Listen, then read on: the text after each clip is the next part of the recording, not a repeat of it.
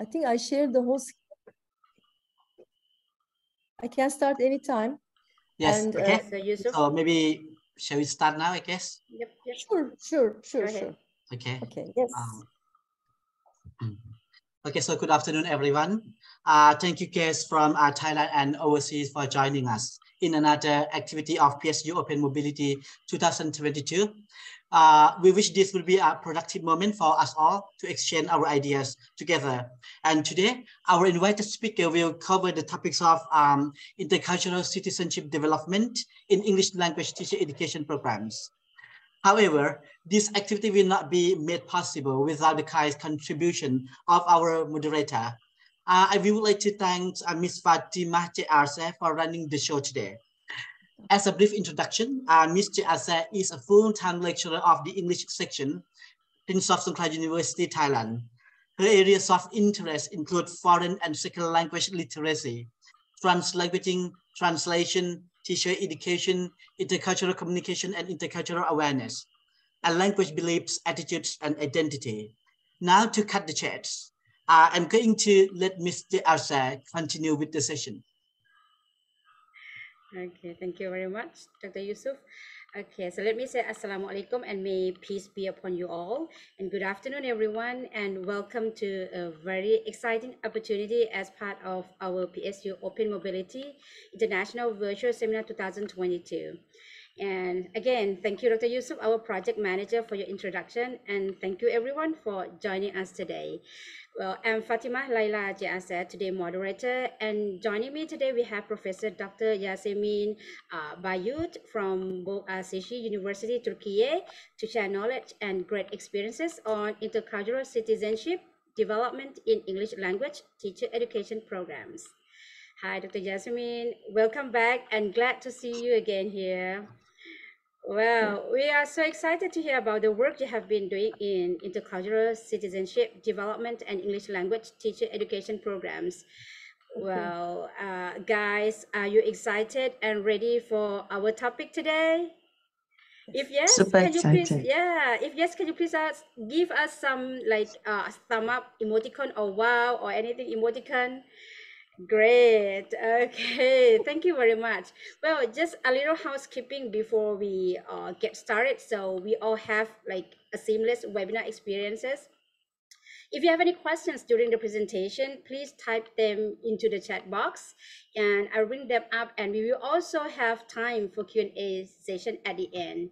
So just for your information, this webinar is also being streamed live on our faculty's Facebook page as well. Now, without further ado, we will turn the time over to our presenter, Professor Dr. Yasemin Bayyurt. Dr. Yasemin is full professor of applied linguistics at Boğaziçi University, Istanbul, Turkey.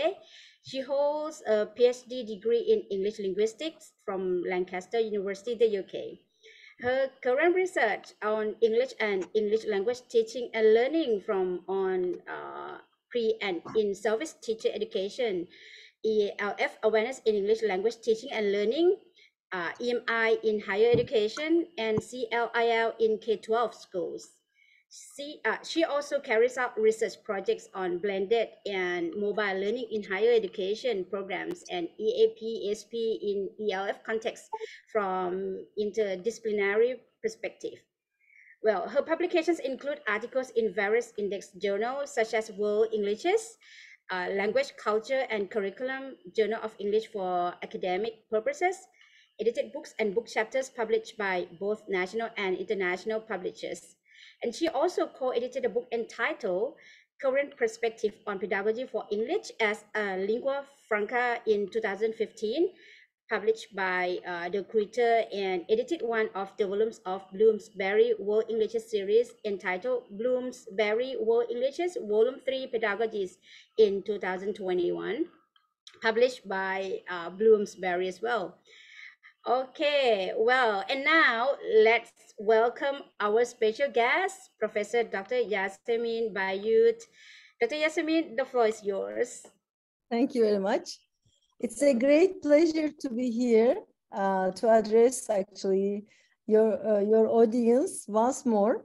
You know, I was there last year. It was February, if I'm not mistaken. and it's a great pleasure for me to be with you again. There has been a whole year that has passed by. Many things happened during this, year. And finally, actually, we again met. And I was in 2 different meetings last week, project meetings. And the paper that I'm going to present today might change tomorrow because I have lots of different ideas in my mind. And I'm going to refer to them as they come up. And I actually changed my original plan last night while I was thinking, what am I going to tell you this morning? But it's basically and mainly will be related to the topic we have agreed on, which is intercultural citizenship development in English language teacher education programs. And I'm going to relate it to my own experiences, and I will also highlight the significance of how it is important and how it is a part of actually our lives as English teachers, starting from the very early days. But before we do that, I need to visit some topics in this talk, which I think are very relevant to what I will be saying at the end.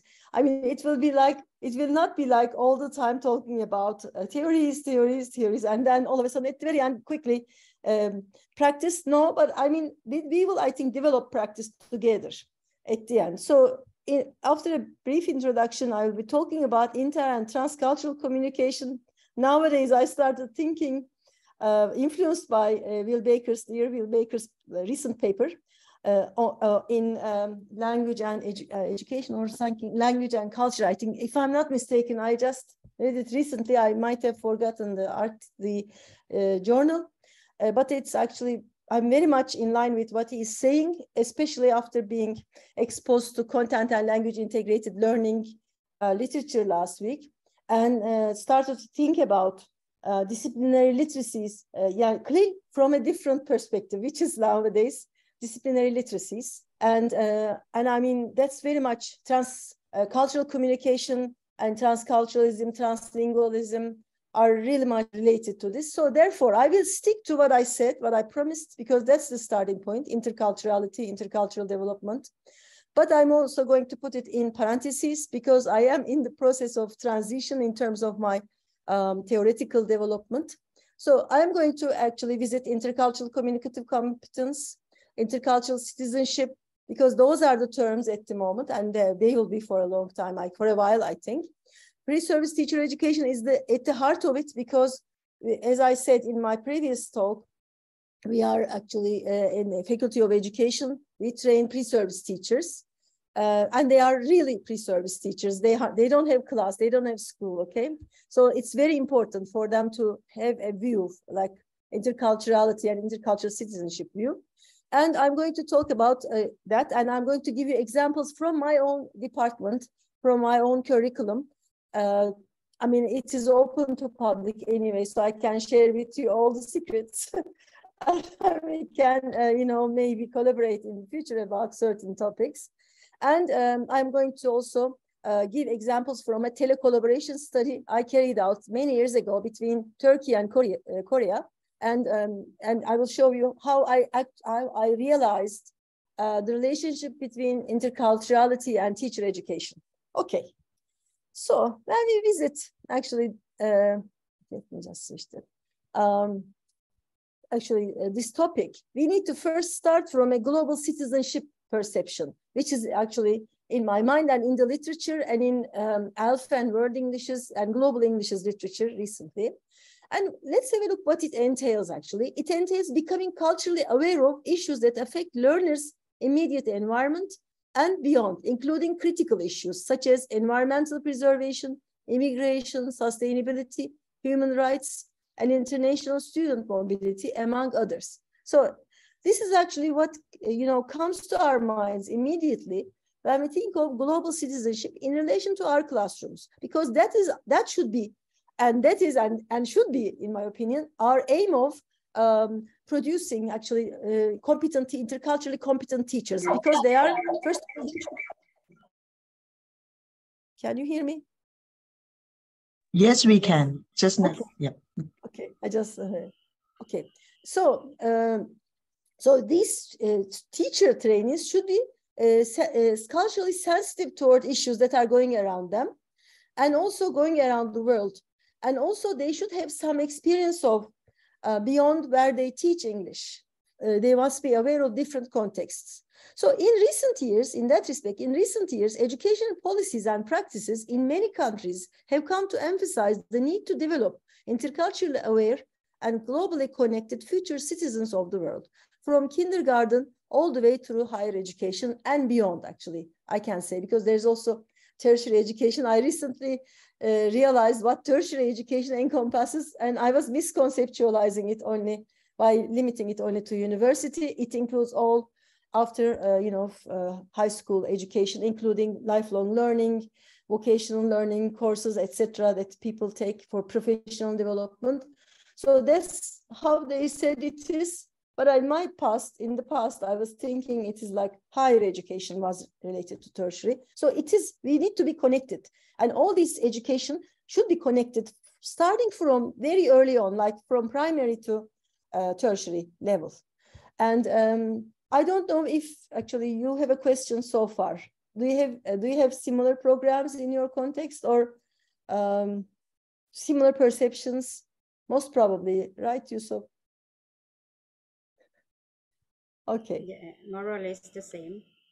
More or less the same. So we are, in fact, at the level of conceptualization right now. Okay. So we are in the process of, as I said, transition from intercultural to transcultural communication, and a realization of this is needed in English language teaching, and this reflection is necessary. So I am actually, you may ask me how you are achieving this. I am achieving this through my reconceptualization of CLIL in language classrooms. And these days, through our project, COS project, we are in fact defining disciplinary literacies, which we will be reporting at the end of this year, and relating it to CLIL. So it is important that we need to find a way of integrating it. Okay, yeah, that's a new area. As I said, we need to further explore it, and it is in the process of development.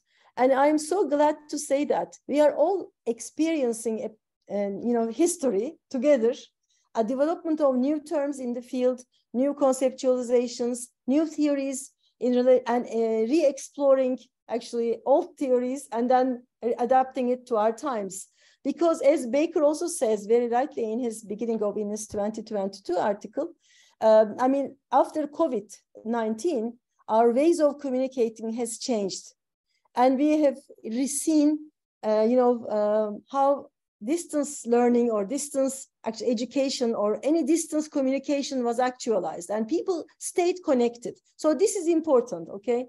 And maybe people became more intercultural through that, even if they didn't have such intentions, if there was nothing like that. In this respect, the aim of English language learning may serve the purpose of enabling learners or students to learn English to be able to communicate in an increasingly multilingual and multicultural world in translingual and transcultural interactions without any difficulties.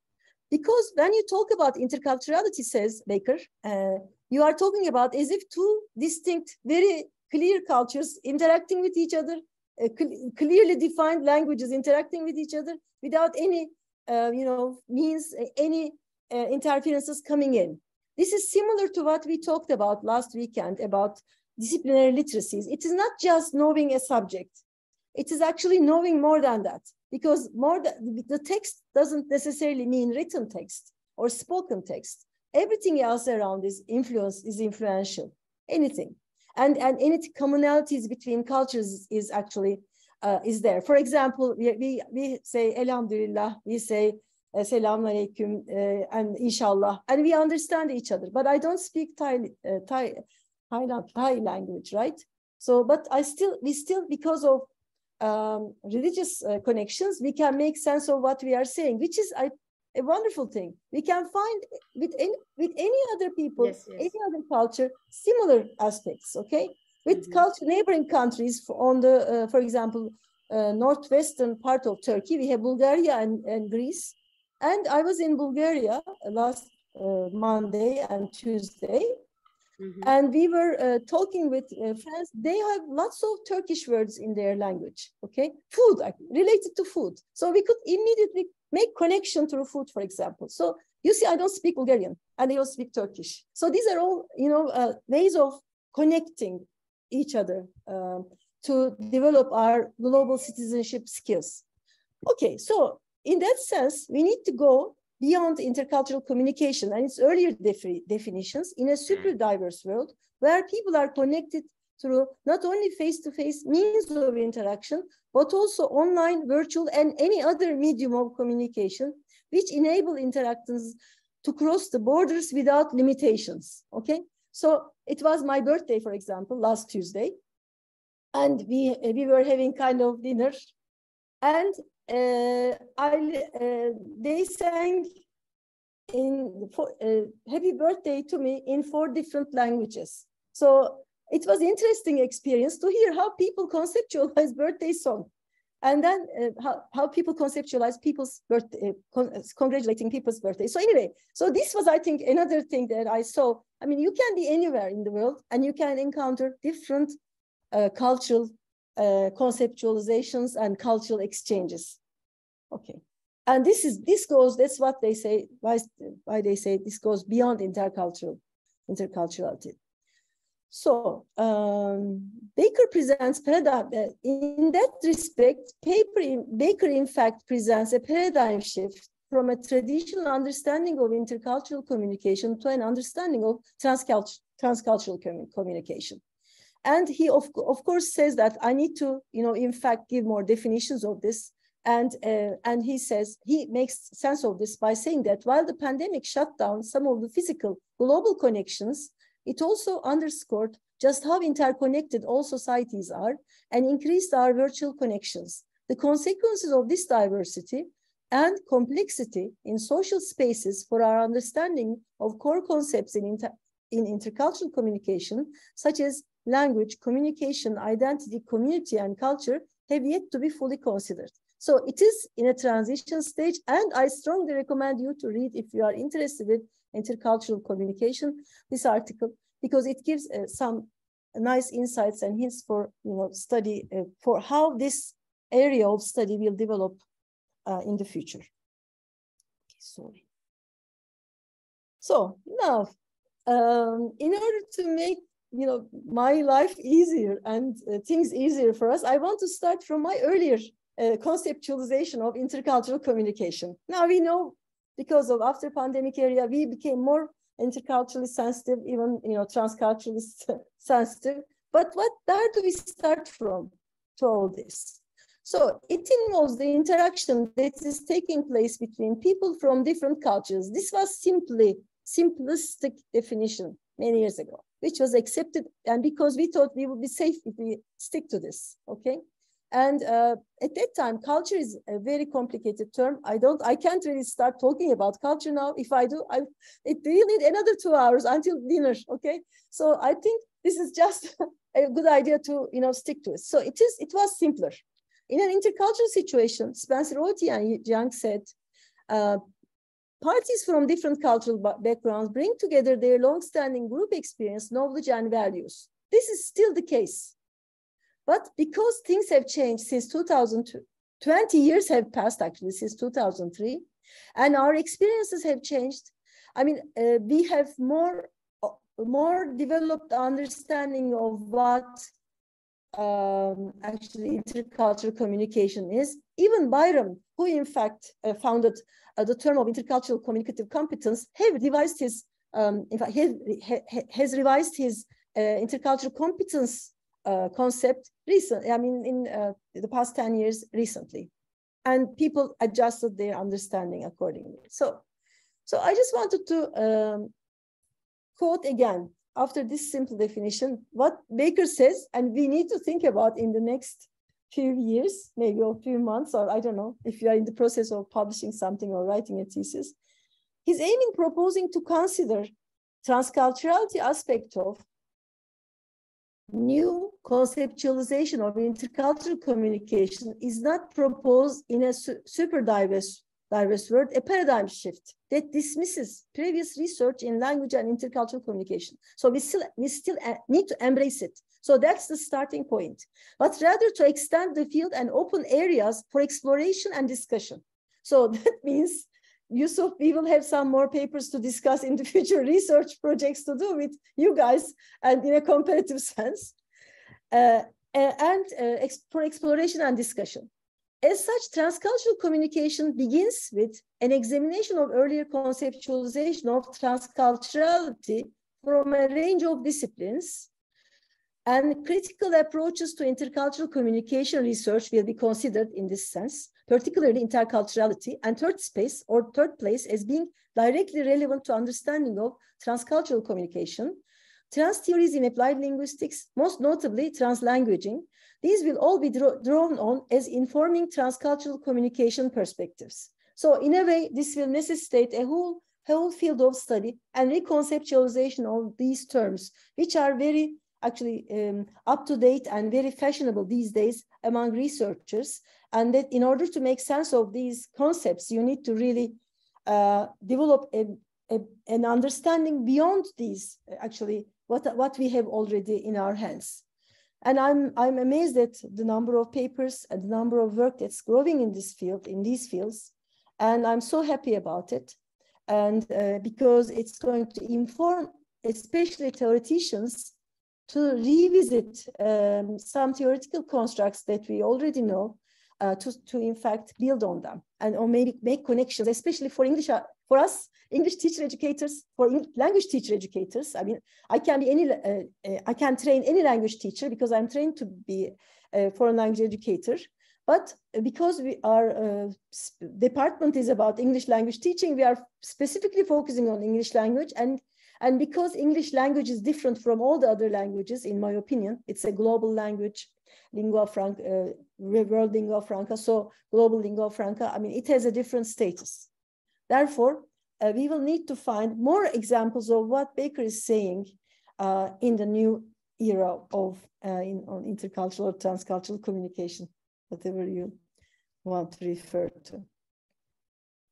It is always, I want to give you an anecdote from my last week's experience. Normally, when you talk about content and language integrated learning, you are referring to content and subjects, okay?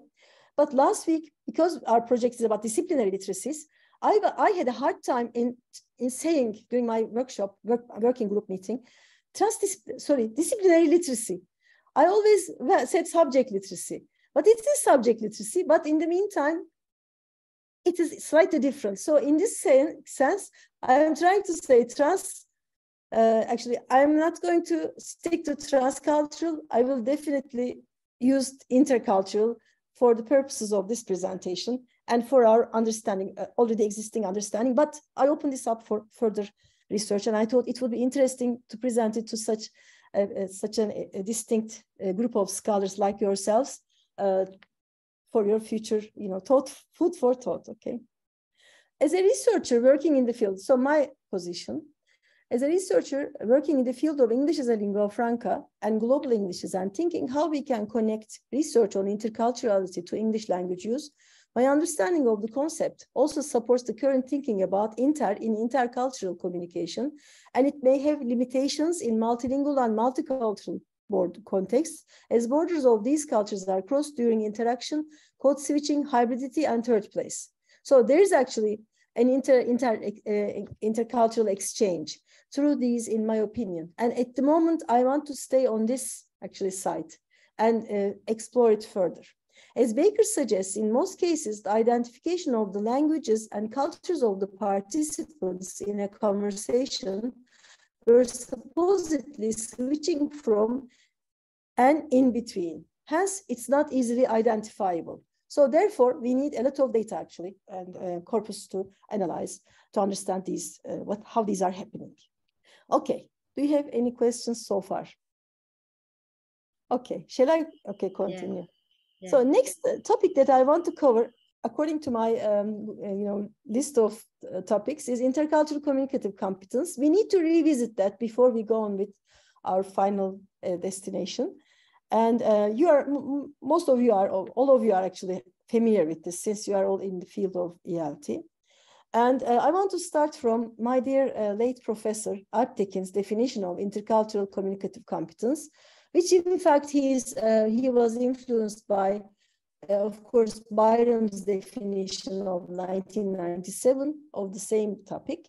And he says, a new notion of communicative competence is needed. This is in 2002 ELT article. Competence is needed, one which recognizes English as a world language. This would encompass local and international context as settings of language use, involve native and non-native, native, non-native, and non-native discourse participants, and take as a pedagogical models successful bilinguals with intercultural insights and knowledge. And such it would aim at the realization of intercultural communicative competence in ELT. He's actually talking about what's happening today, in a way 20 years ago, like the definition I gave you from intercultural communication in 2003. And over here, we no longer use some of these terms, but what we are doing is in fact tapping on these topics. And things have changed, obviously, in more than 20 years since this publication, particularly with regard to the theoretical and practical impact of work on multilingualism, English as a lingua franca, English as a multilingua franca. Actually, Jenkins's recent definition of ELF and world Englishes and global Englishes in ELT. As I said, Byram, of course, theories don't stick to where they are because they are open to criticisms, they are open to reconceptualization. So 10 years after his conceptualization of intercultural communicative competence, Byram, in fact, says ICC can be conceptualized as follows. People need certain competencies. That's the important point. In order to be able to act sensibly and across political entities at whatever level. I will use the phrase intercultural citizenship, but this is not simply a matter of labeling and convenience. It focuses on competencies rather than identities. I'm sorry, there's a mistake there. Identities.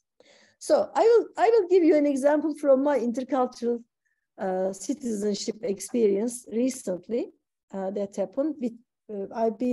Last week I've been to Bulgaria for a Erasmus Plus project meeting, and then to Sofia, and then to Vienna for this cost action project first meeting, face-to-face meeting. So they are definitely different from each other.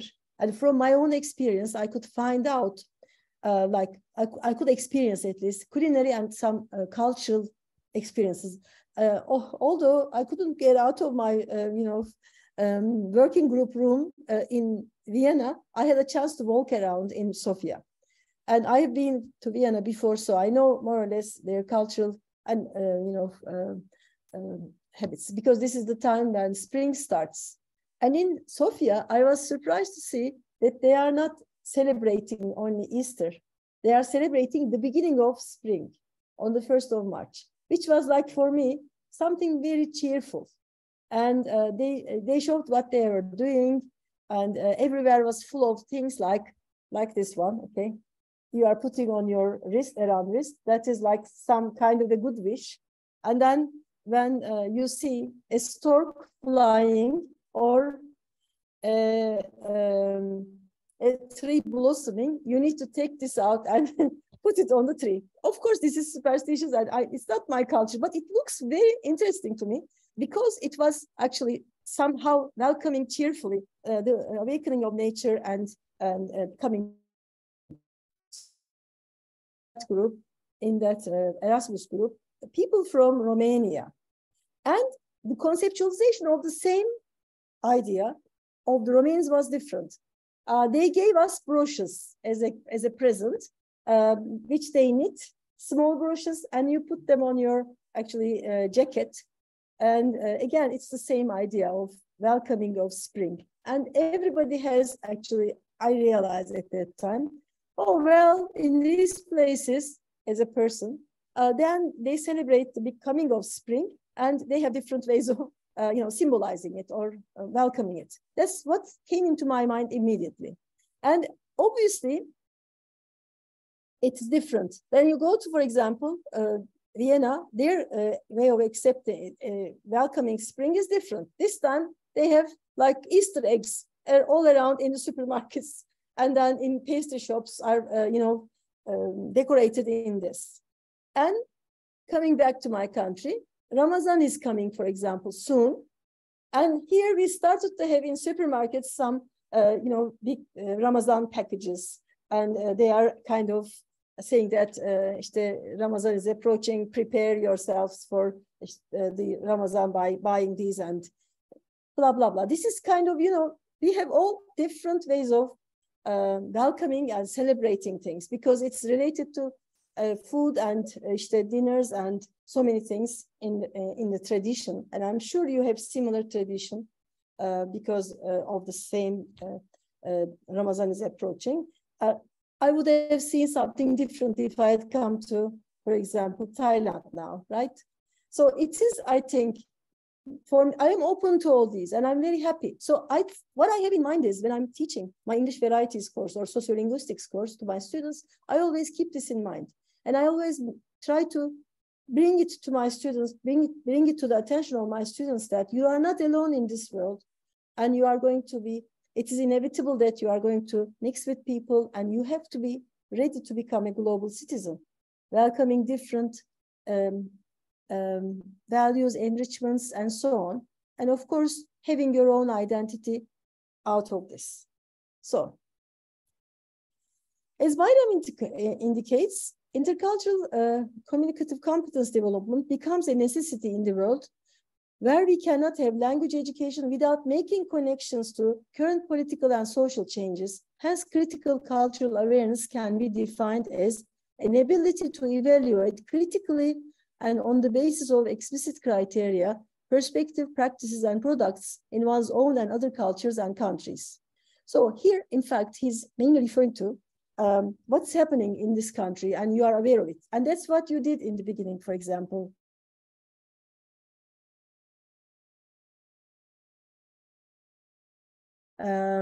It is like, and then you showed conceptualization of this. I want to thank you once again. So this is actually related to somehow you're aware of each other's countries, and it's very important for us to have this kind of connection. It's a connection, in my opinion, as well. And we need to transmit this to our students. Being critical towards cultural issues may imply developing an understanding of language and communication between people from different linguistic and cultural backgrounds, where language acts as a mediator between people to develop a common ground for communication. One way of achieving this critical understanding of people and their cultures can be through intercultural communicative competence education at both K-12 and tertiary levels. Actually, it's very difficult to achieve, and it can necessitate you to really have good data, good interpretations, read a lot. Okay, this is very important. There's lots of work done in this field, and then but pure definitions are these, and the rest is up to you to think about and then develop your study. Linares indicates that ICC approach in ELT offers an alternative frame for reference for an understanding of content and language integrated learning in connection with second language learning theories, sociolinguistic models of language learning, classroom discourse studies, and systemic functional linguistics. So this is actually, after that, related to, again, looking at the issue from a critical intercultural awareness perspective, okay? And Porto also emphasizes Bayram's ICC theory in language classroom and reconceptualizes the learner. He argues that the learner is beyond a literate individual and a genuine citizen who thinks about issues presented through a critical perspective. So in fact, we should not underestimate our learners' backgrounds. When they come to classroom, they already have some level of, a degree of understanding of what's around them. And then this is actually very important and very difficult to, in fact, not difficult to conceptualize. And I find my way through Khalil to develop an understanding of how this critical cultural awareness is conceptualized within content and language integrated learning. Because over there you are talking about, especially in K-12 level, we are talking about presenting and raising presenting different issues to your learners, different concepts, and in the meantime, bringing into their attention sensitive issues and making them and enabling them to become citizens, global citizens in that sense. Learners become pluraliterate citizens that has ICC awareness beyond the classroom context.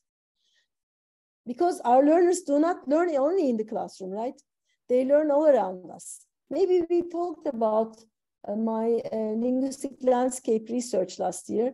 And I mean, we are finding a lot of useful information for teachers to use in the classrooms by just doing a simple linguistic landscape analysis. And this can range from your analysis in school to your analysis in the city to anything actually on the computer, on the internet, because nowadays you can have virtual tours to everywhere, even to museums, for example.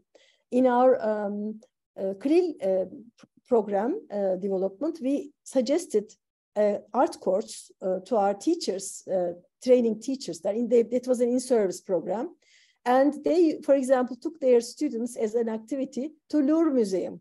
It was a kind of virtual tour, and the students could stop and think and read and, I mean, stop and watch, you know, enjoy, appreciate art, etc., etc. So this is actually a possibility that we can do in this 21st century.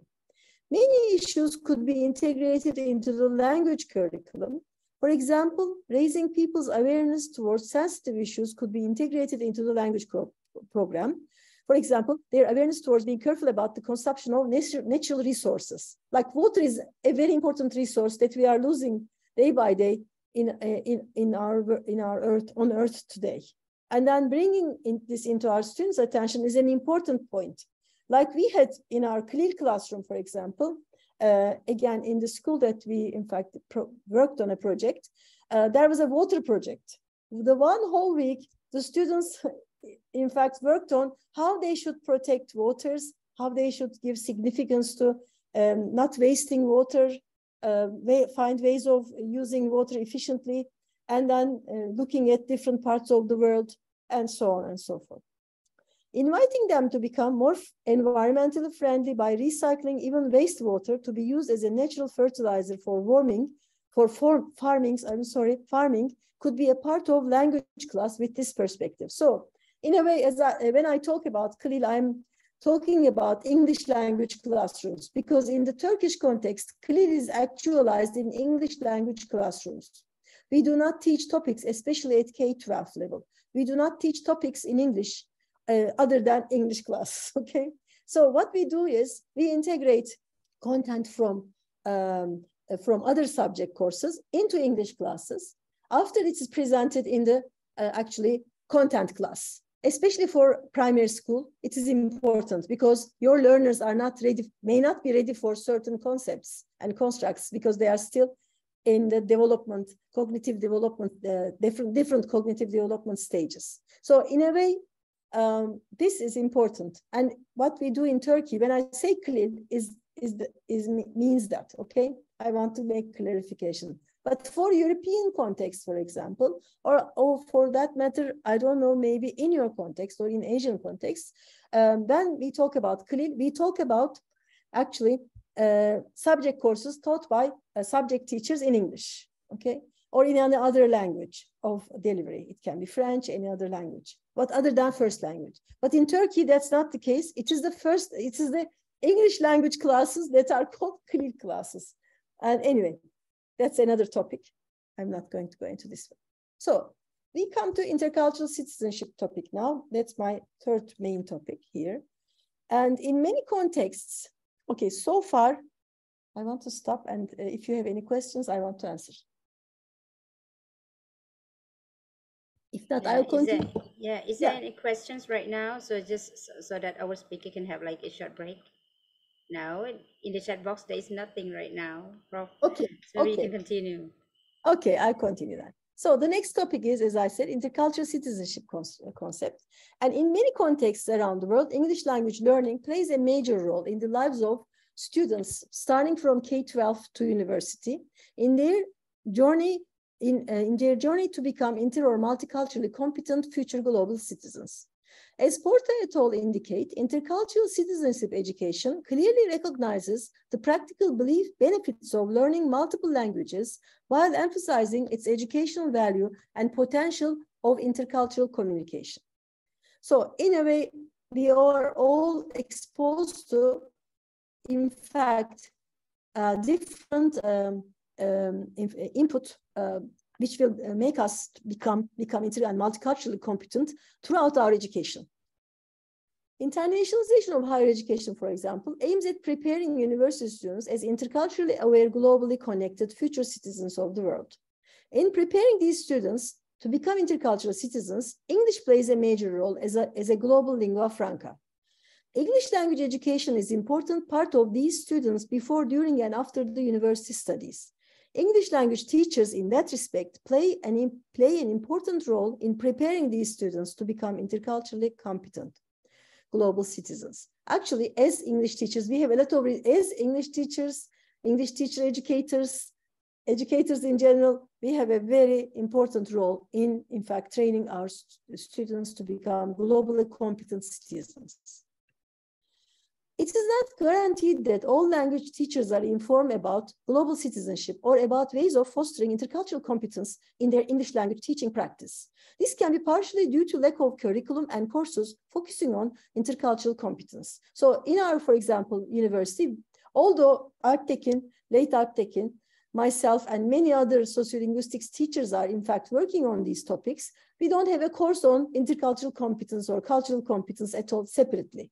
It is within courses like sociolinguistics and education. Becoming interculturally competent citizens involves becoming culturally sensitive, as I said. And these issues can be like environmental preservation, immigration, sustainability, human rights, and international student mobility, among others, in relation to what I said earlier. Okay, so these critical issues are important, and students are, especially at university level, are in fact very much interested in finding out about these, and it could be good to have a common understanding of it globally. Becoming culturally sensitive themselves, teachers may help their English language learners to be able to communicate successfully in an increasingly multilingual and multicultural world without any problems. Over here, I want to emphasize the fact that we can have our individual efforts to, in fact, include such topics or such, in fact, themes into our teaching at university level, but also we can have at university or at, in fact, K-12 level, but in fact, we ourselves should be aware of these issues and should be showing some understanding and some respect and kind of contribution to these issues ourselves. And then we can actually train our students to become globally citizen and global citizens. Including an intercultural global citizenship module in both pre and in-service teacher education programs involves attracting teachers' attention to the fact that we all live in a global world and our learners will become future global citizens, and focusing on critical issues emerging all around the world in English language classrooms, besides teaching grammar, lexis, and phonology. The big question then is, how can English teachers contribute to their learners' intercultural citizenship development if they themselves are not aware of it? So this actually brings a lot of responsibility, as I said, to us as university educators for both in-service and pre-service teacher education programs. We need to have a part, especially for English language teachers, on global citizenship. Extensive theoretical work on critical pedagogies and all-inclusive educational policies, such as global Englishes and English as a lingua franca aware teacher education, shifting from a solely monolingual and native speaker-oriented perspective to a more up-to-date multilingual and multicultural pedagogy, is in fact giving us hints and help in terms of developing our subject matter into kind of globally competent subjects. Of course, I'm not referring to subjects like theoretical syntax, semantics, phonology courses, But I'm really talking about if you are training teachers, you should have part of this in your pedagogical approach and pedagogical content. Okay, placing intercultural competence and global awareness at the center of ELT practices is another important aspect of this, which we, in most of the cases, actually ignore, or we just, because of all the others are so important that we just forget about them, not ignore maybe. It's not, believe me, it's not actually intentional, but it happens, okay? Because we want our students to speak English with a perfect accent. They have to have full control of English because they will be teachers. And we are mostly like in our, for example, department, interested in language development, language of our teacher trainees, language development of our our learners, and therefore acquisition courses, psycholinguistics courses, like language awareness courses are even geared towards talking about structure of English rather than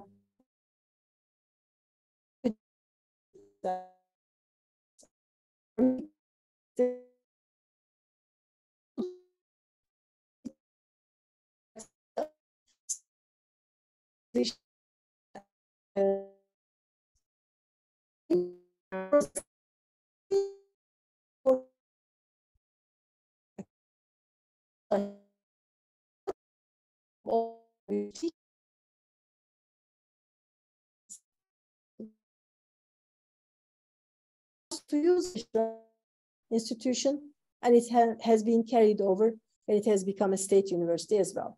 So around the same time, another university, which is called Middle East Technical University in Ankara, was established by law in 1956, if I'm not mistaken. I may be mistaken, but it must be around that time. And they also decided that their medium of instruction will be English by law, okay? So after that, obviously in 1990, we see the establishment of a private university, English medium university, Bilkent, and it followed after their own. And today we have about 200 universities, I'm not sure they are changing, and at least 50 of them are in Istanbul. Again, if I'm not mistaken, that could be last year's statistics, okay?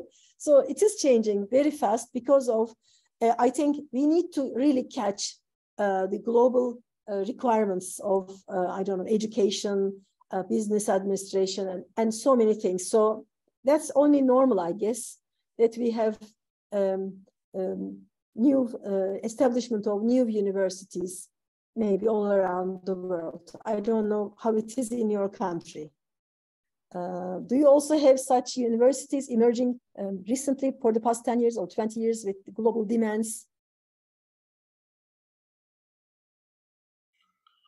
Anyway, maybe.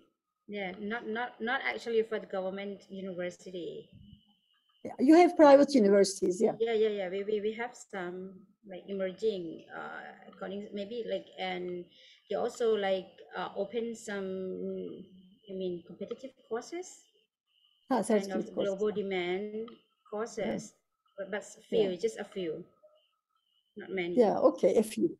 In Turkey, we have more private universities, obviously, establishing. But in the meantime, we also have state universities. In each city, at least 1 or 2 state universities are established. One technical, one general purposes, medical school, and so on are established in cities as well. Okay, so English medium started with Boğaziçi. That's what actually I wanted to say in 1863, and then it was carried over. And today, we have so many English medium universities, and English is seen as a global language.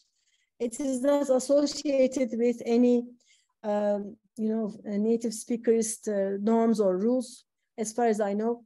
But still, we have a long way to go in order to come up with a thorough understanding of what English is today and how it is, in fact, used around the world. Okay, so very quickly, I want to have a look at these programs. I just downloaded. Okay. This is actually our program at Boğaziçi. We have actually 139 credits, 37 credits for the students to complete. And some required courses, like in the first year, we are mainly focusing on introduction to education, survey of English literature, academic writing, Introduction to Language and Linguistics, general courses, and Introduction to Psychology. And then we have, again, 2 semesters developing communicative competence. As you see, this communicative competence doesn't mean anything to do with what I said today. It is related to their developing their productive skills in English, as academic writing develops their, again, productive skills in written productive skills. And this one is developing their listening and speaking. And community services practices in another one, a required course. And they can take a social sciences elective and an area elective. For example, they can learn a new, completely new language. We don't have required language courses, but students are able to do that.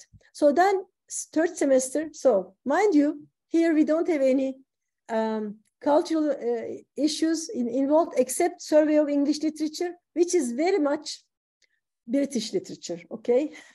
It starts from actually 10th century, Chaucer, of course, Chaucer, Old English, Chaucer, Milton, you know, all those very hard texts, and then Shakespeare, and it goes up to 19th century English literature.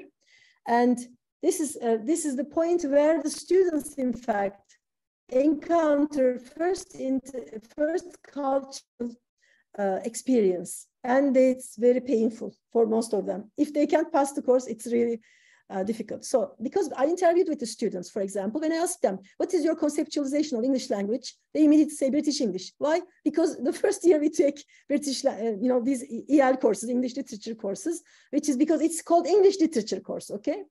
But it comes out to be British literature at the end, of specifically to British Isles. So that's how they start their conceptualization as an English teacher from the initial start, okay? So that's actually something that I can't even change very much at the very end. So then, general linguistics, then we have all necessary pedagogical courses like educational psychology, guidance counseling, survey of applied linguistics, general introduction again. And there's a little part in survey of applied linguistics about sociolinguistics, English language awareness, again, very much related to how you teach it from your background. Like if you're a linguistics major, then you might teach it very much from a syntactic, semantic, morphological point of view. If you are a sociolinguistic person, then you have a different way of approaching the topic. And then second language teaching methods, research in applied linguistics, and second language learning. Pretty much, again, related to cognitive aspects of how people acquire language, how people learn language, and what teaching methods are there to teach those, and then they are experiencing. Again, they can take electives. Area electives can mean so many things anyway, you can check. It can also mean taking courses related to the departmental topics. And then my course comes at the very 5th semester, which is the 3rd year, beginning of 3rd year, sociolinguistics and English language education. I changed it to that topic because we are in an English language education department, like with these ideas in my mind, interculturality and intercultural citizenship, sociolinguistics. I said, why? We cannot teach a pure sociolinguistics course in this department because we are training teachers, English language teachers. So we need to bring English language education aspect into sociolinguistics. Together with this, what do I bring? Of course, English as a lingua franca, world Englishes, and global Englishes concepts. And I have the last 4 weeks of the course geared towards that. It is not much, but it is still enough to give them a start, okay? And then the other courses are, again, theoretical foundations of language skills, talking about, again, very, very technical things. Second language grammar, again, focusing on grammar, and phonology, morphology of modern Turkish, special education, all sorts of topics that can come to your mind. But you see, there is nothing. And of course, we have a new course in our program, which is called Literature in Language, English Language Education. We call this like that. In the past, it was American literature, okay? So the students were taking that course in the first year after the English literature, which is very much British, as I said, then learning American literature. So the only 2 varieties that they knew that was English was American or British English for them. And we have, in fact, we have changed it, not because we wanted to do this as a kind of activism, or no. It was because the English language teaching, the English language department, Western languages and literature department said they are short of staff. they can't offer us, we have 90 students, okay? This is a huge class. They can't offer us American English anymore. So we were really shocked first. But then we turned it into our... Sorry to interrupt. Excuse me, I'm not sure that you sharing a screen or not, because just now I can just see the screen of, I mean, the two links. Really? You cannot see my link? Yeah, I can see them. I mean the screen that show the two links. I'm not sure that is there any pictures or any like information besides the This links? is actually... this, you didn't see this. I am sorry. We didn't see it. It's okay. I am sorry. Okay, That's why I when you don't... mentioned about something that, it's not related to the screen. Okay, so go ahead. Okay, I'm very sorry about this. Okay, so it's okay. This is actually the first year, very quickly, that I have the survey of English literature, which is about British literature, as I said, Chaucer and Milton and so on. And then I go slowly so you can read. And then second year, we have survey of applied linguistics, in which where we can have some information about maybe sociolinguistics. And we have English language awareness, as you see. And this awareness really relates to grammar, phonology, and phonetics of English language, but it changes according to who is teaching the course. So I haven't had a chance to do it because I have so much teaching load and I can't really do it, but I have theories about it, okay? And anyway, so this actually changes, but it could be one place where we can start, in my case, for example. And then second semester, we have no place for that. But as you see, we can have area electives or electives which we can use for that. HSS is actually history and social sciences, because we want our students to be trained by having an appreciation and understanding of history and other social sciences. Like, they can't really escape this course. And this is actually sometimes very difficult for them, but they take, for example, history of civilizations as a course under this, which is important, and develop an understanding of the world. Anyway, third year is the time when my course starts, which is sociolinguistics and English language education, which was sociolinguistics in language learning. Or it didn't have, sociolinguistics was the only name. So I changed it because this is not about only sociolinguistics, and this is not a department of sociolinguistics. So it has turned into this way. And the number of hours have changed, by the way. We have 4 hours. Normally, our courses are 3 hours. And then, again, we don't have any place here. And at the end, they come to the courses in the 4th year, where they have to do practice teaching, practicum, and technology-enhanced language teaching, seminar practicing, and so on. All those technical things lacking all the necessary skills to become interculturally competent citizens, okay? All of them are necessary, by the way, because they have to, in fact, they are going to be English teachers. They have to be pedagogically well-trained. But of course, I find ways of going into these topics, and let me go and show you very quickly this part. Can you see? I changed the page. Yes, this is now course. Yes. Okay.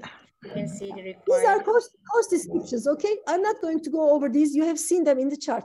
These are the elective courses, okay? And here in these elective courses, like I added varieties of English. English is a lingua franca aware teacher education to the undergraduate program. And we also have special topics in English language education, special studies in English language education, which enables us to offer classes to our students to give them different perspectives. So far, I managed to teach since 2016 this course. And this semester I'm teaching actually varieties of English. And I have students from all other places. And we are actually preparing country presentations. And if my students select Thailand, I'm going to come back to you, because they are responsible to look for history of that country and history of English in that country and what's really happening as far as English medium instruction is concerned. This is their assignment this semester. So this is one of them. And English as a lingua franca aware teacher education is rather, this actually, while varieties of English is for 3rd and second year students. English as a lingua franca aware teacher education is for the fourth year students who are training to become teachers, where we are in fact involving all information about, the word English as a lingua franca aware, global English is aware teacher education. So what I do there is this. They are already going to schools, okay, and they already have some classes. But these classes are, of course, shared by mentor teachers in schools. So they are preparing some materials for their regular teacher training courses. And in my class, they are doing it. They are simulation, right? Simulating those materials they prepare for the other one with a view into an alpha-aware pedagogy. So we discuss, for example, how you would do this class differently in an alpha-aware English language classroom. Because normally when they go to schools and with a mentor teacher, they cannot change the content, okay? And they cannot change the kind of their organization, their course. But if we have this additional course, we can talk about everything. And they do small implementations. They cannot do a whole teaching geared towards alpha-aware teaching. They can do a small, for example, an activity implanted into a regular lesson plan. So we do such implementations, and I have two students who have written their PhD theses on this topic, Elif Kemaloğlu and Esma Biricik, and we have published actually our perspectives on this topic. But the idea was exactly what I say here, selecting topics and doing that. And this, in fact, course came out of my implementation of alpha-aware teacher education course together with Nikos Sifakis between 2012-2017 in Turkey, in Turkish universities, Turkish context, and how alpha-awareness concept emerged out of our work was in fact based on this study. So it was our study with Nikos Sifakis was on in-service teachers. And actually, I extended it, and he was also there as an advisor to our project. And we have implemented it in the pre-service teacher education classes. And I can tell you one thing, it is not easy to do that in pre-service, okay? Because in-service classes have in-service teachers have already their own classes, and they can easily implement a new idea or experiment with it without any problems. But for a trainee teacher, they are very much kind of, how can I say, bound by the rules that are put for the school, put for their university mentors, school mentors, and they can't really move. They don't have much flexibility there. So anyway, so it was in that sense successful. If you are interested, I can send you a list of publications related to our pre-service teacher education experience. Okay, now I go back. Now I went back to the presentation with links. Okay. Okay, so today I'm just going to briefly, I think I have time, right? A little bit more time. How am I doing time-wise? Yes, you still have time. Okay. Till 4 p.m., right, Yusuf? Till 2, okay. Yeah. I mean, I want to spend some time for discussing. Maybe I finish 10 minutes before, if that's okay for you. Okay. That's right. Let's see. Okay, so in this study that I will be talking about, which we are in fact referring to in the JALF Journal of English as a Lingua Franca colloquium book, actually, it is a telecollaboration project that I carried out, in which we used Facebook exchanges, Skype interviews, students' self-reports on their experience on Facebook and Skype interactions, focus group interviews. We carried out these studies between 2014 and 2019 educational years with different groups. And this one that I'm going to give you is one of the first examples from 2014 with Korea and with my dear colleague Shannon Tanhe. And our students and my students were third year English language teaching majors, and her students were, in fact, English majors, first year English majors. There were some, actually, we weren't interested in their knowledge about the topic. We were interested in how they exchanged cultural issues, cultural ideas and exchanges during this interaction that they have done. And we didn't have Zoom at that time. We had Skype. And one of the problems, one of the limitations of that project was timelines. And the students didn't have a chance to talk with the other students because their timelines didn't match. So they had to exchange emails and chat, actually forums, in order to understand each other. That there were some difficulties. Okay. Okay, in this presentation, I'm going to focus on Facebook exchanges. Okay. So the participants of this, okay, so this is from 2012, 2013. Sorry, I mean, one of my early days of ELF research coinciding with this time. 14 Turkish undergraduate students, 14 female between ages 20-22 and 16 Korean undergraduate students, 12 males and 4 males between 20-22. They were the same age. The project lasted for 10 weeks during the spring semester. The students participated in the project voluntarily and agreed to sign consent forms in the beginning of the project. One good thing about this is I have 60 students in my classroom, so it was terribly and definitely voluntarily. Okay, they selected this. So in that sense, and they didn't have any, because all the rest of the students were to do a project, they were not really concerned about grades, but they were really concerned about how they could go through this experience.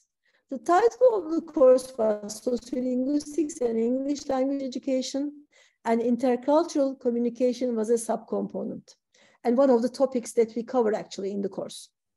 The course the course on the Turkish side was not designed the same way as the course in the Korean side.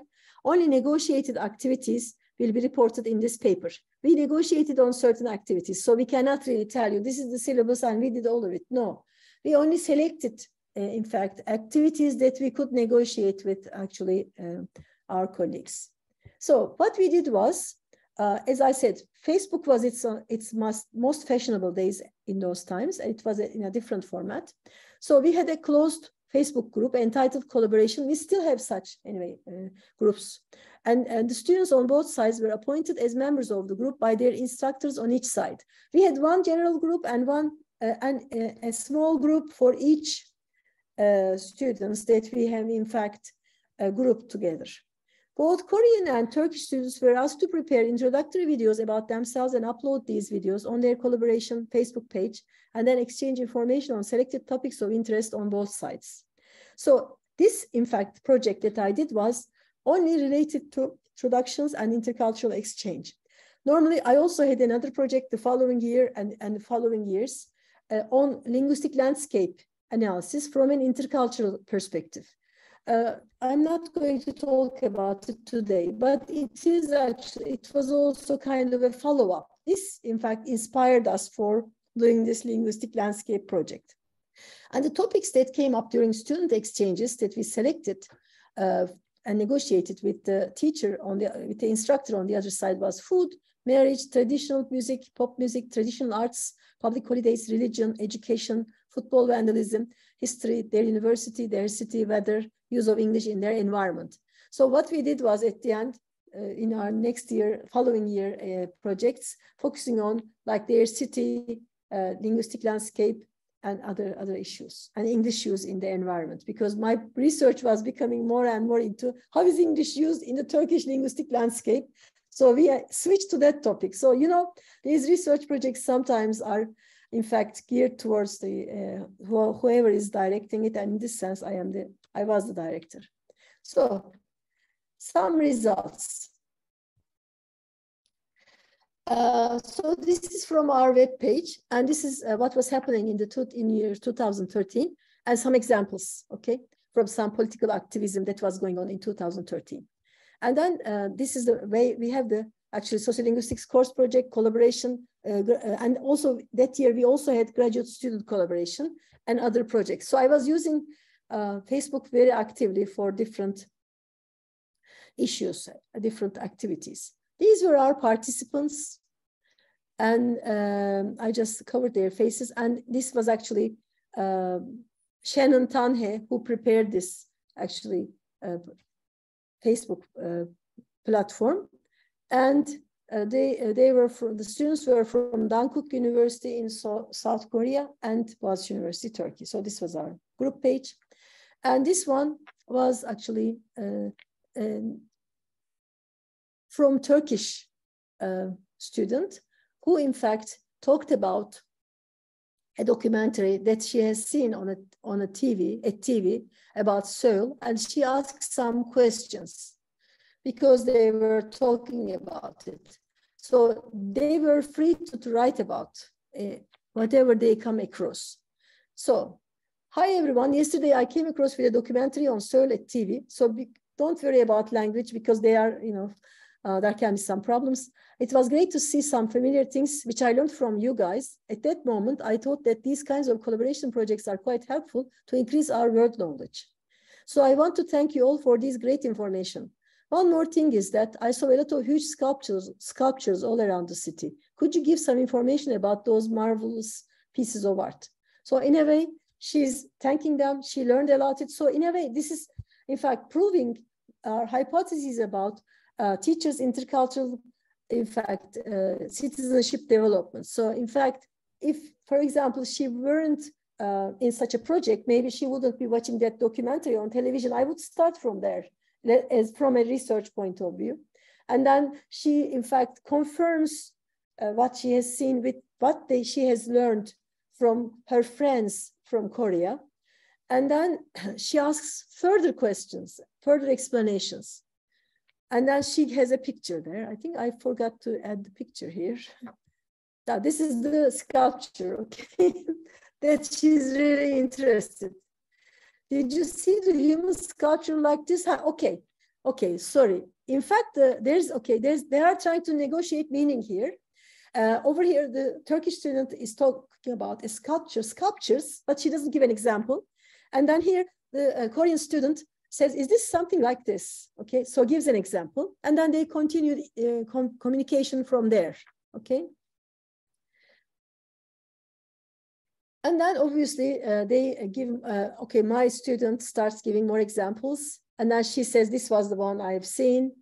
And then this student from Seoul, Korea, makes an explanation, explains where this sculpture is and some information about the city. So it's like they are learning about their contexts and exchanging information about that. So, without going there, you are learning.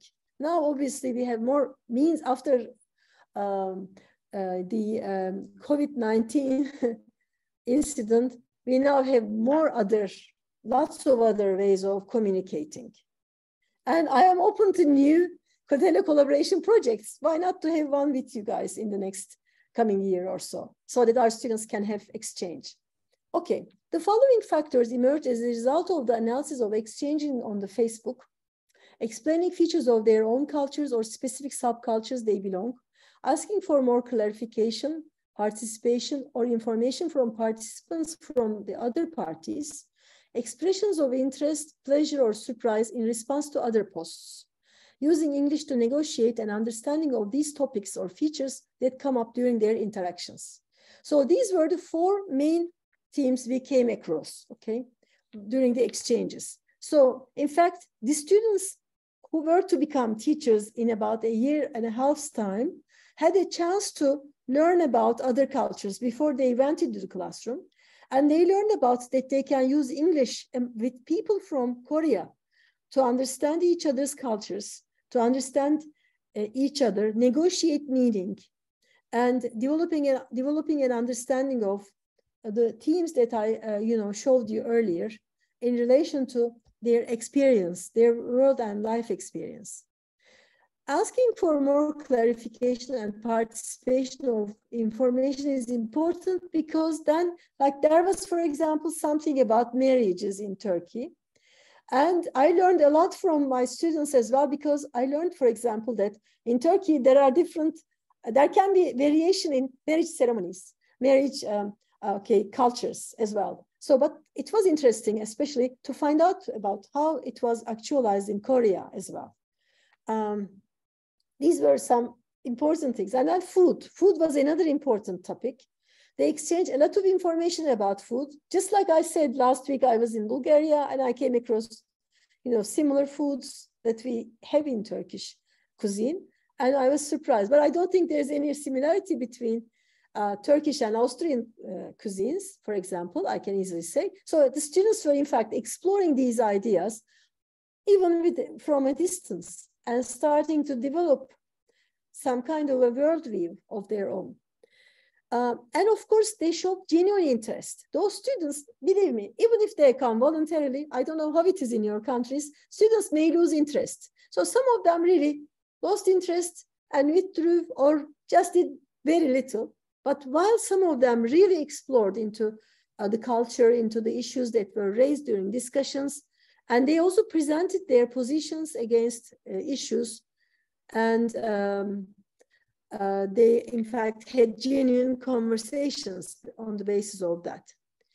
And above all, what I gained out of this exchange was, while teaching English as a lingua franca awareness and discourse side by side at the same time, some students were also taking English as a lingua franca awareness course, realized that they were ready for the world, okay, to become an English teacher. And they would include such topics in their classes. And there's somebody called Robert O'Dowd, which I will show some links at the end. He is in fact doing, from Spain, he's doing such collaboration projects and he's giving lectures about them.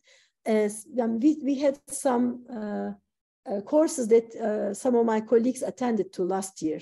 So there are actually e-twinning, for example, projects. There are lots of things going on in Europe about these issues, and also telecollaboration projects among school students.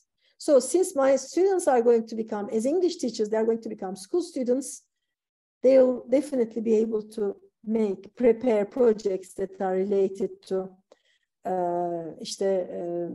cultural exchange at K-12 level. I mean, mostly secondary and lower and upper secondary is the best time for such exchanges because your students already have a cognitive preparedness or readiness to do such courses. Okay. Anyway, do you have such courses actually in your, do you do actually telecollaboration projects or similar intercultural exchange courses? Okay, so maybe, as I said, we can start one next year. Yeah, inshallah. I think it's a great idea, Prof. Inshallah. Yes, yes. Okay. So, interesting. What did this project tell us? What did this project tell us? This project dealt with only some of the factors that are involved in intercultural communication in an asynchronous, SNS social media site, which is like Facebook, okay? And it revealed how intercultural exchanges of these kinds might have positive effects on intercultural awareness of the participants who are future teachers of English. And this also stripped our students' mind from the fact that they are introduced Asian contexts. That was the year when our students from actually Turkey were growing an interest in Asia. And from that group, many students went to China to teach English. I was so amazed at finding out about this. And Korea and Japan and Malaysia and Indonesia and different places to teach, even Bangladesh. So I think doing such a project, I managed to achieve that there is more than what they see around them, neighboring countries, or the language of the countries that you are learning. But more to it than that. And what they explored was, they explored about the use of English globally in order to communicate, in those contexts. Obviously, they learned the local languages. Of course, that's necessary if you are living in a country to get by for everyday chores, if you are not studying that as a subject. But they, in fact, came into that with more tolerance, more open-mindedness. I think these were our gains. With the kind of understanding of intercultural communicative competence and global citizenship I have now, and with actually Will Baker's introduction of transcultural conceptualizations, I think I will have a different understanding in the future when I design this project. But at that time, it really served its purposes. And my simple purpose was to open up my students' world to become a wider, to have a wider perspective. And I think we achieved it. Projects like these, in fact, contribute to trainee teachers' future development as professionals as future professionals by raising their awareness towards the significance of the use of English in international contexts for global purposes, for global understanding, and I can add to it from our intercultural cognitive competence perspective, and they become more kind of sensitive towards topics, what to include, what not to include, for example, in their discussions. And obviously there were misunderstandings. I don't have time to give you all the data. There were misunderstandings, so my students avoided using certain, for example, questions. And I received information from the Korean partners that we are not going to include some questions related to like political issues, for example. They didn't want to talk about them. And also some illnesses, I mean, some sicknesses or some problems that were happening at that time. But they were obviously, at that time, I had a different conceptualization. And today we have a different world. I mean, it is changing so quickly. I can't sometimes follow. So then what they learned above all was they could use English to communicate successfully in such a context where they didn't share a common language. And they used all the repertoires they had to make sense of it. So these repertoires from my weekend disciplinary literacies definitions may not necessarily be linguistic. They may be like visual, they may be cultural, they may be anything, semiotic, they can be anything, okay? That contributes to our understanding of conceptualizations and understanding of the world. So in fact, they were doing it without us giving them kind of a guidelines for that. Okay, of course, this also came with its limitations, and we all had obviously limited number of students, and the students' departments didn't match. The courses were not designed the same way, but at least we found a way of developing a side course which would interest our students to participate in, and we somehow came to kind of a perspective of what we can do maybe for future projects. And my two follow-up projects were about linguistic landscape project, and that emerged out of it. And in Turkey, we have a very good group of people working on this topic.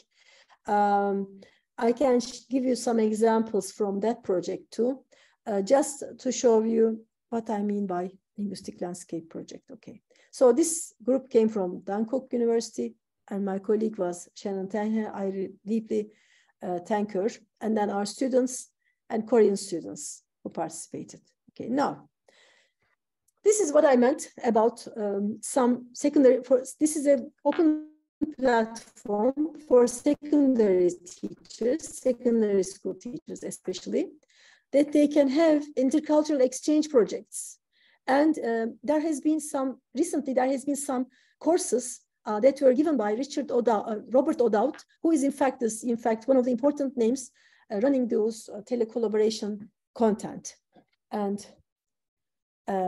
he, in fact, one of the initiators of these projects. And last year, we have attended two of his, training programs. And like I was the dean of the department, faculty at that time, and two of my assistant deans went to that training. And they were purely linguistic people, and they came up with ideas that we should definitely implement intercultural communication module into our program. And then obviously we can not do that completely, but we can integrate it into our teaching. Some of the courses like this developing communicative competence course for us, for example, is the best venue for integration of such a telecollaboration project in the future. So, okay, so I need to now stop here with this presentation. And if I have time, I don't know if I have time, very quickly, I can take you to my, okay. Okay. I don't know what to do. Okay, I think I should stop here now. Okay. Well, okay. So yeah, thank you very much, Dr. Yasemin, for the great presentation. And then I myself admit that the information in the presentation is very intriguing interesting and such an eye-opening for me, especially. Okay, and then we have learned a lot. Like there are so many like terms that I have heard, but I know from you today. I learned from you today, like for example, linguistic landscape, and then intercultural citizenship. I mean, education, kind of that. So I think that everyone here is now interesting to know more. And then I think we will go ahead and take some time for questions now.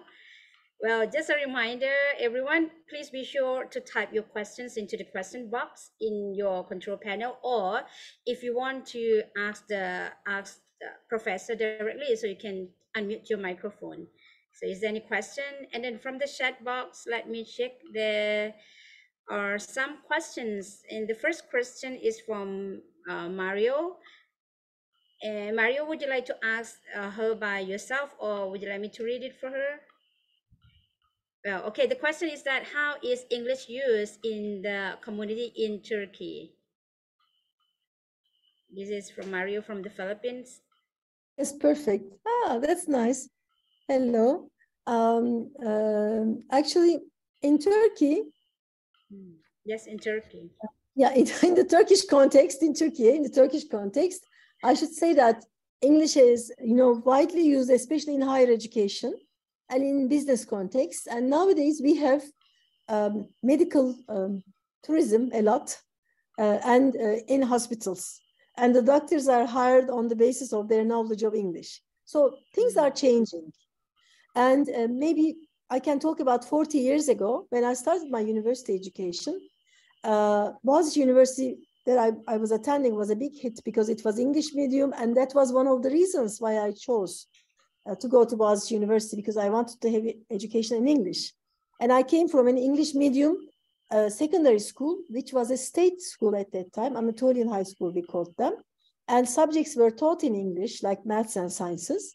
Then I wanted to also continue to learn subjects in English when I started university, and there were such, preferences. And these days, English is all over the place. There are so many English medium private school, some state schools, which are some lab schools, we call them, and not many though, and some actually private universities, state universities.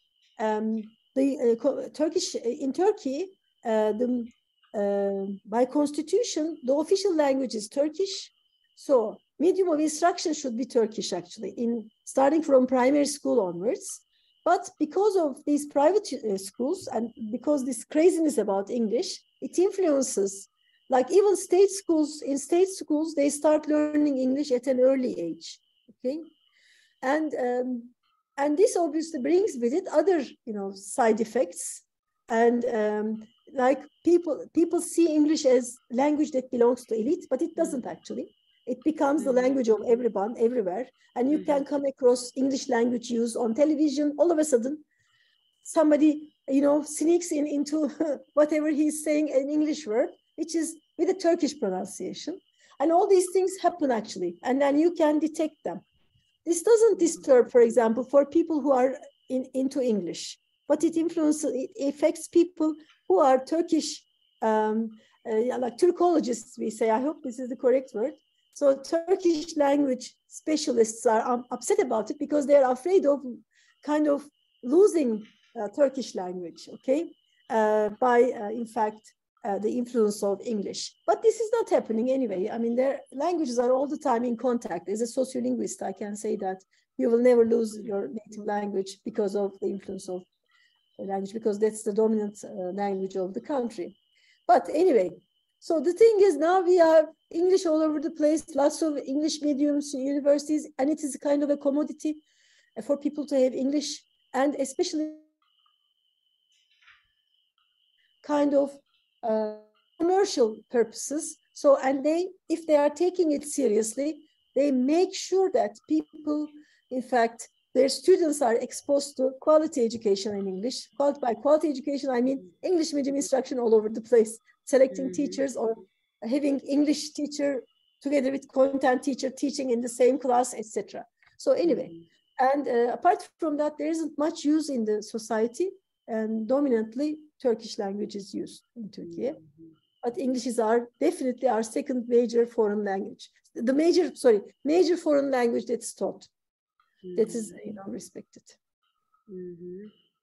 Okay, thank you very much. And there is one more follow-up questions from the same person, Mr. Mario. The question is, does accent matter in Turkey? Yes? Fatima, can I add one more thing just before I go to go ahead. There's a note in the chat box from Özge Kuru from Turkey, I guess. She says, recently she added that we have now millions of immigrant students and English is becoming a lingua franca, but not only English, but also Turkish is becoming a lingua franca among those people as well. So in the next 10 years, I don't know, we will have emergent other foreign languages that are being taught in schools will have actually. That's actually in my linguistic landscape article, actually we talk about it a lot. Yeah, so that's actually changing. But Turkish is becoming a lingua franca, I would say, more than English. Okay, anyway. Really? Yes. Oh, I just know it. Okay, so and one more question: does accent matter in Turkey? Like acquiring native accent? It is not that actually highlighted, but it is actually important for especially secondary education system. People can be discriminated against directly discriminated against their accents.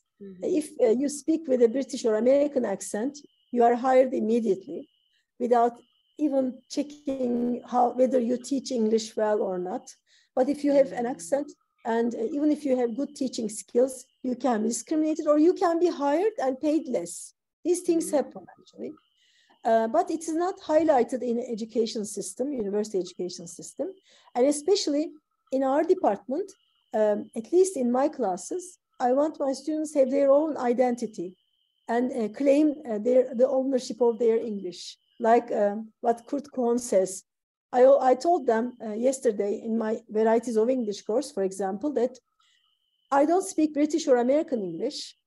And I learned English through an American education system in an American context, American high school. But I never adopted an American accent, okay?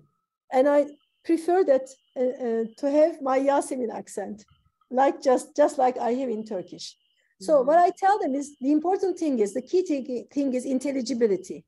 Of course, when I say you have your own accent, just speak any way you like. No, what I mean is speak intelligibly so that people can understand what you're saying and they can follow you. So that's what I said. An accent matters, but maybe it's changing or fading. Hopefully. I see. Thank you very much, Prof. Well, there's one audience asking for the PowerPoint. Can we have the PowerPoint later? Yeah, I can send the kind of a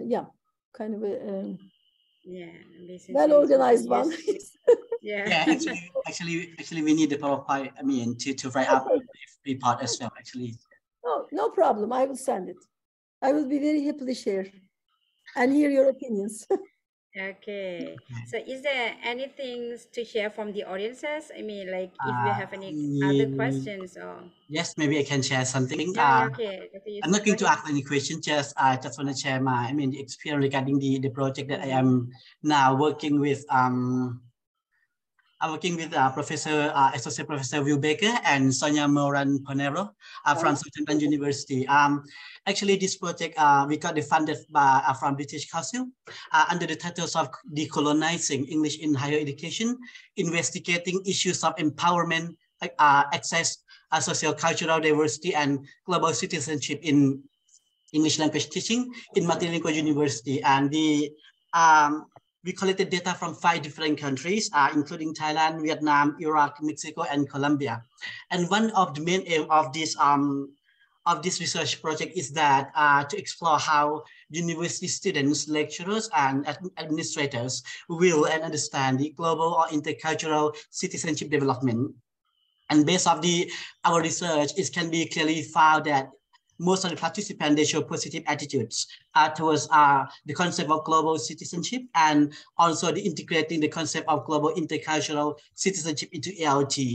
And I think our finding is somehow, I mean, support to what you have just mentioned actually, because in terms of the developing the intercultural citizenship awareness of the students, actually it can be fostered through many different activities.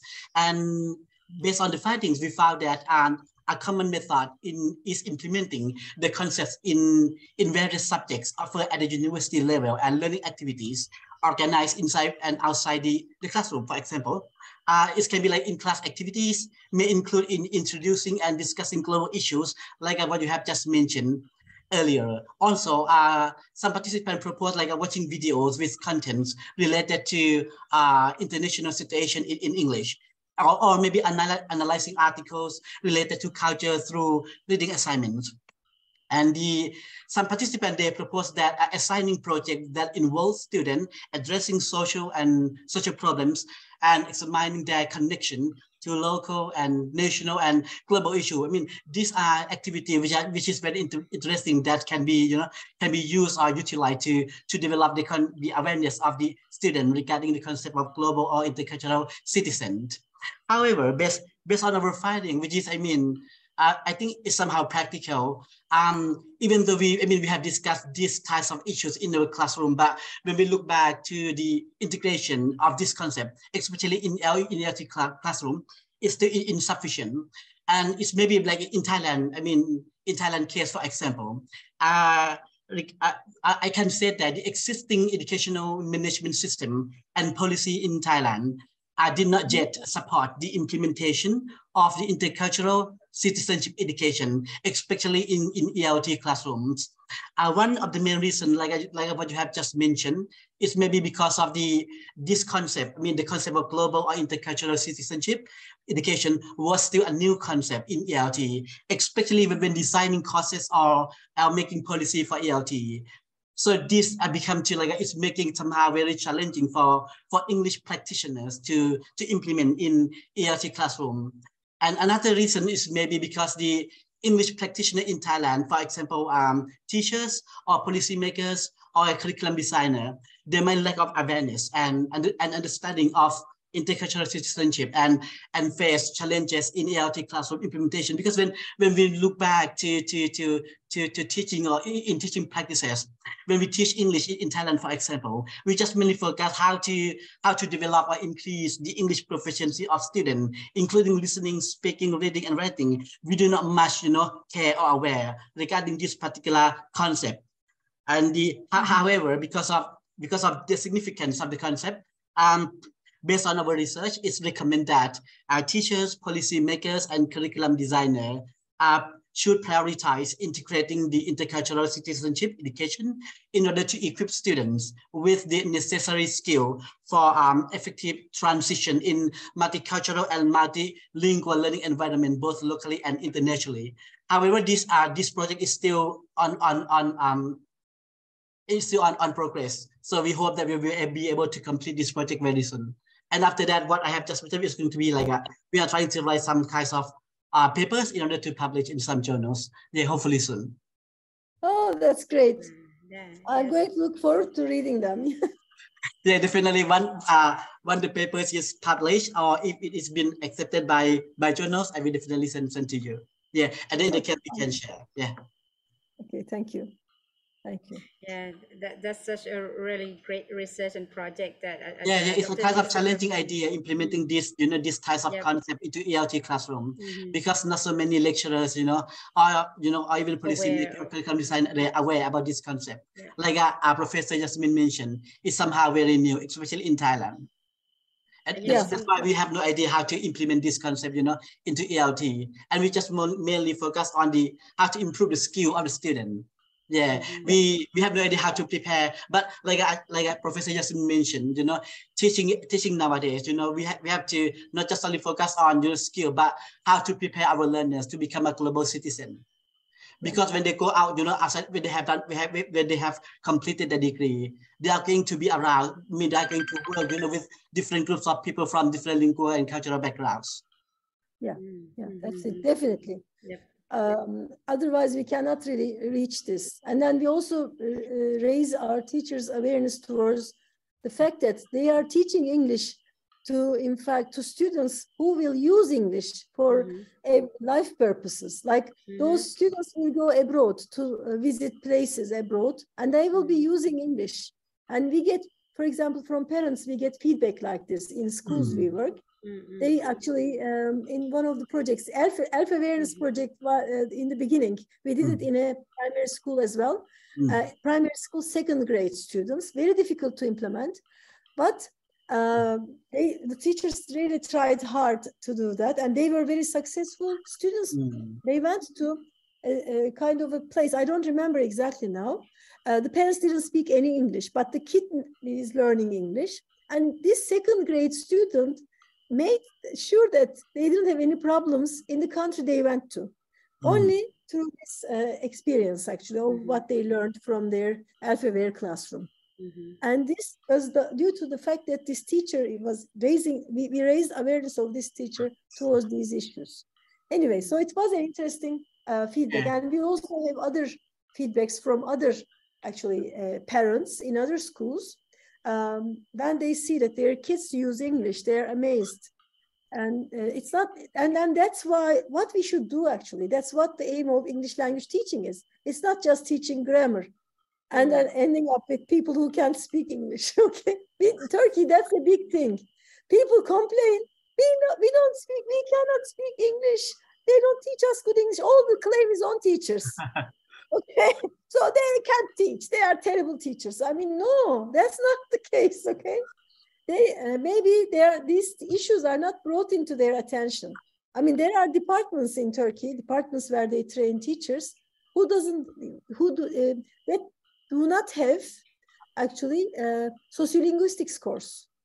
Okay, and they have directly adapted some word Englishes idea, and they have some word Englishes courses, and then they turned it into word Englishes and culture.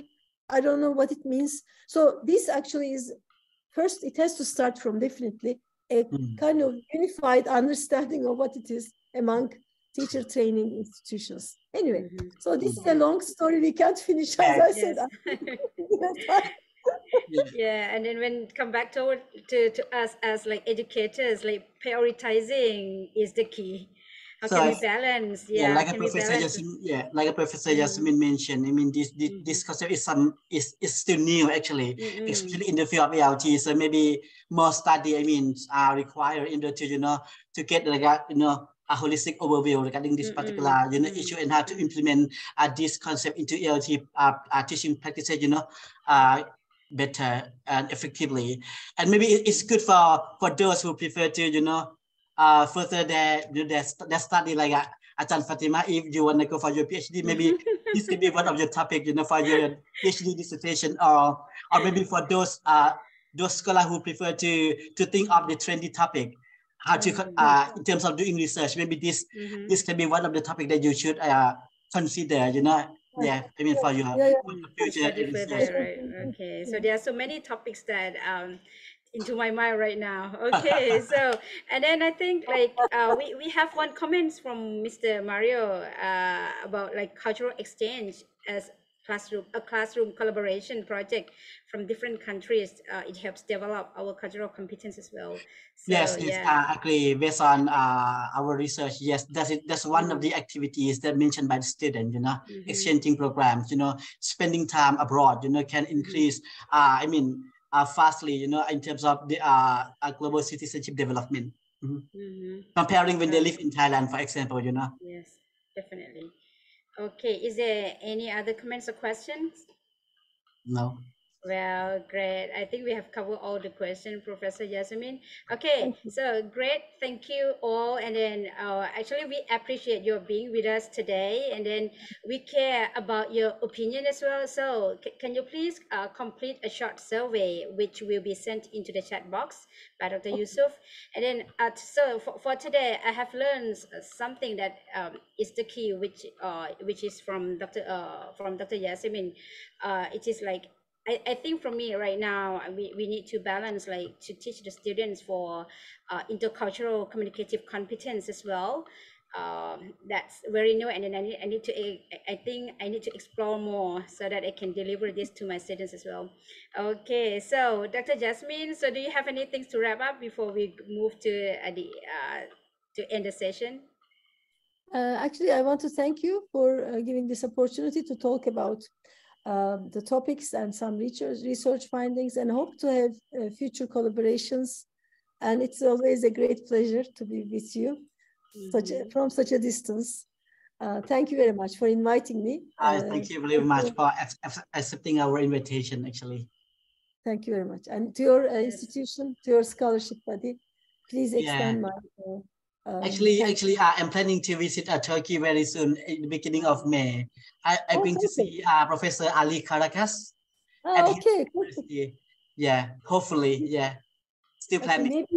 Maybe you may come to Istanbul. And plus, do you know about Ahmar Mahbub's initiated Free Linguistics Conference? We are going to have it in Istanbul at the end of September and beginning of October. I can send a link to you. Yes, sure. You can share with your community. Yep. It is actually going to be, it's open, it's free, as he says. Maybe you have already attended.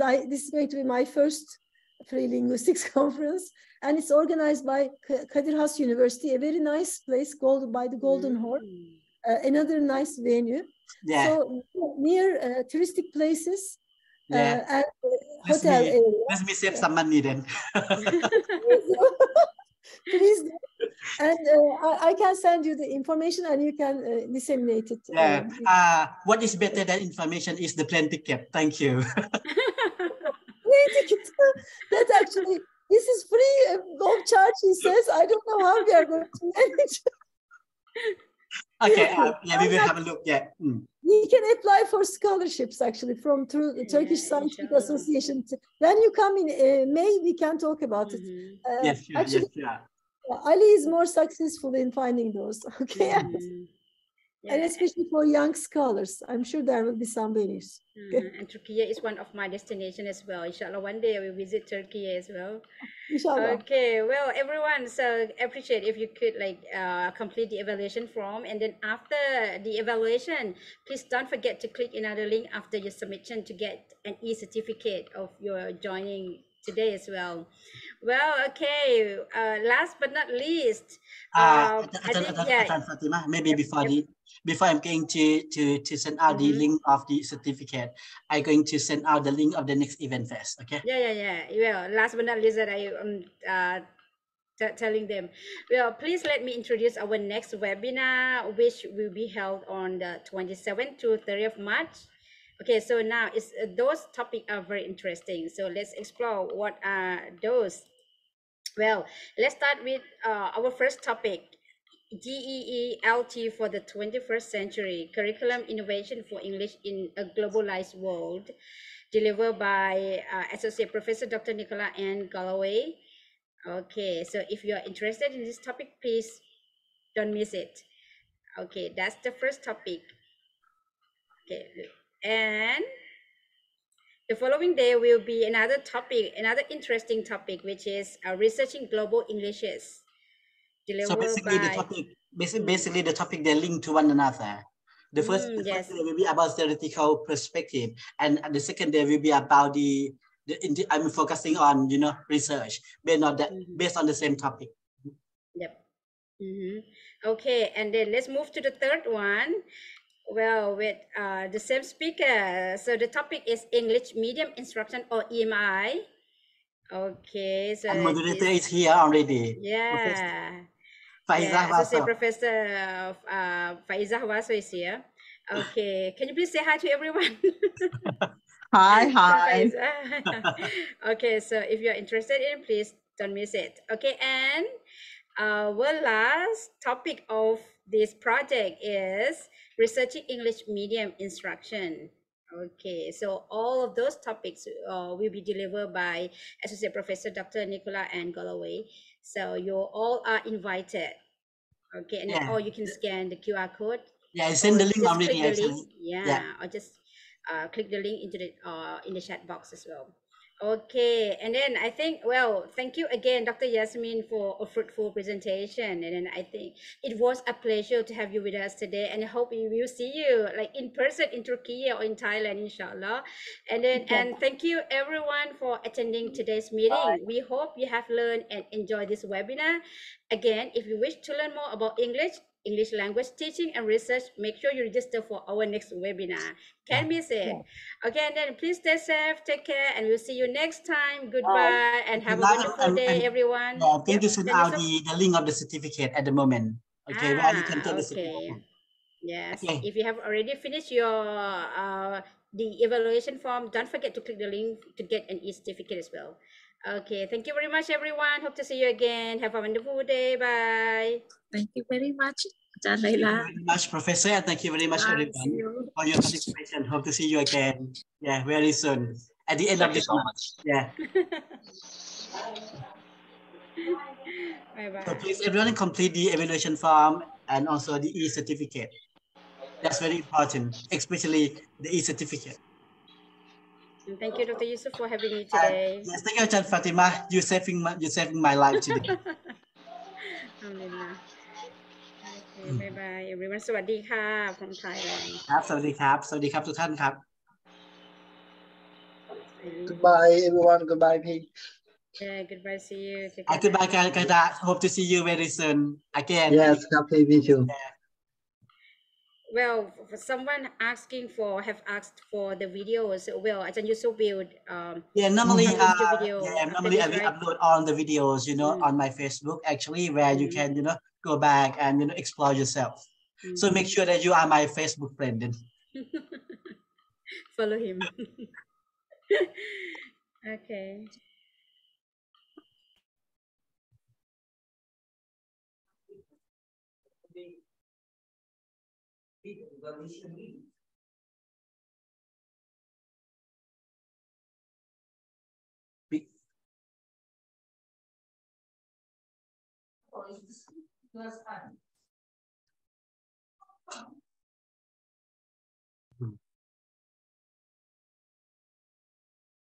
Ajahn Fatima, are you still there?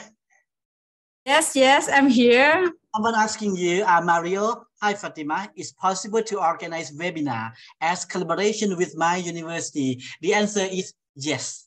Why not? our program department is here as well, and I think she's gonna approve, right? Ajahn Faiza.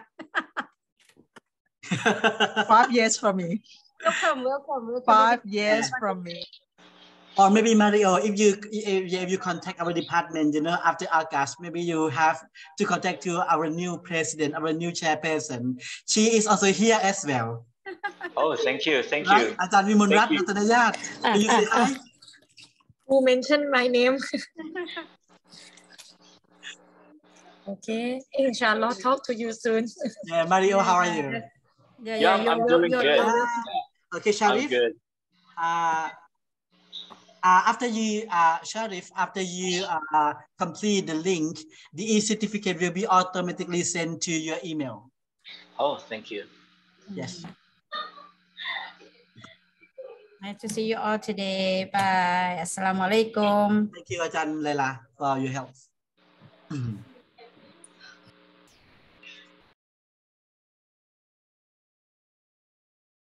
Afnan, how are you? Hope you're getting better.